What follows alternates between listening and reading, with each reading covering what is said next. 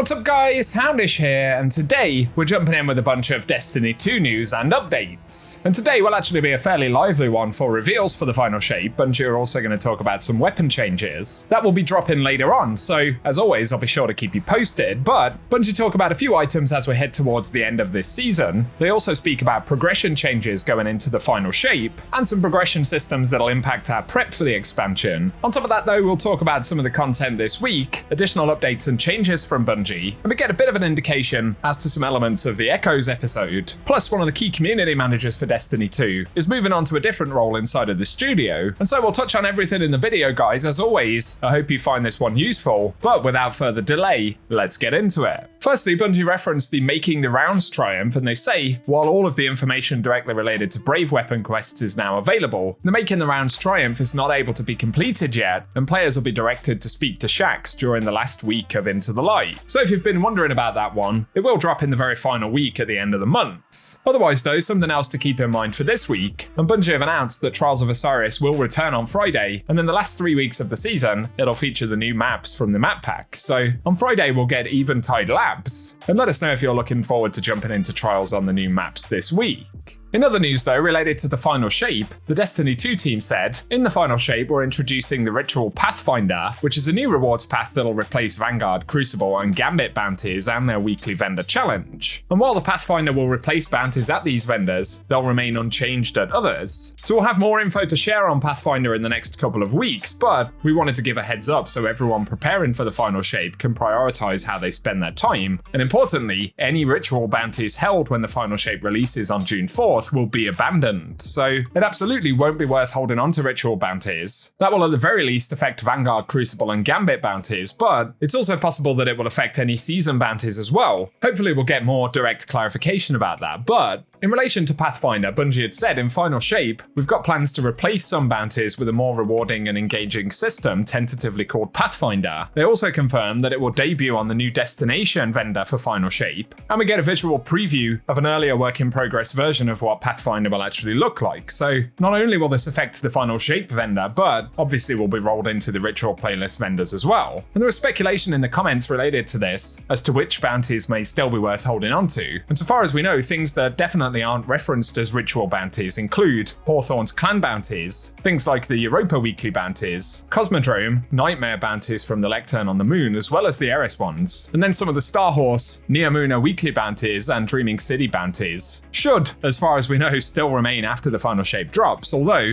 nothing is absolutely guaranteed, so we'll have to see if we get more clarification about that from Bungie soon. But let us know your thoughts on what we've seen of Pathfinder so far, and again, Bungie will be giving us much more detail on it soon. Also this week, of course, in relation to the final shape, on top of the weapons reveal that we're going to see later today, Bungie did preview some of the new exotic armor pieces that are coming in the expansion. There have been some mixed opinions about them, but one of the positives, I guess, is that with the exotic class items, we do at least have confirmation that there'll be at least 2 exotics per character for the final shape itself, and it's possible, of course, that we'll see more during the episodes, but we firstly saw the Warlock chest piece that allows arcane needles to cause a suspending detonation, and I think that looks kind of interesting. It's also going to be interesting to see what can be done in the Prismatic subclass with this. And then the Hunters get gifted Conviction, and this allows Arc Aspects to create bouncing explosives. But also in that clip, we see the Better Devils being used, and it would appear that it's returning with strand damage, so that's pretty interesting. And then we get the Titan's Hazardous Propulsion, and interestingly, as Destiny Bulletin pointed out, the icon in the middle of the chest piece is the same mechanism that we see on Failsafe on Nessus. And class abilities will fire Exodus rockets, so obviously there's a thematic tie with Exodus tech overall. It looks kind of interesting. Also, we see the final shape hand cannon once again. This is the destination one. And that appears to be a burst fire hand cannon. The Titan one seems interesting. I guess it's all going to come down to what damage can be done. So give us your thoughts on those down below. And it's worth pointing out as well that Bungie have said the key way to earn these exotics moving forward is through a new reward track on Master Raoul that allows us to focus for new exotics. So it's going to be a bit of a different experience to what we've had previously, and share your thoughts in the comment section.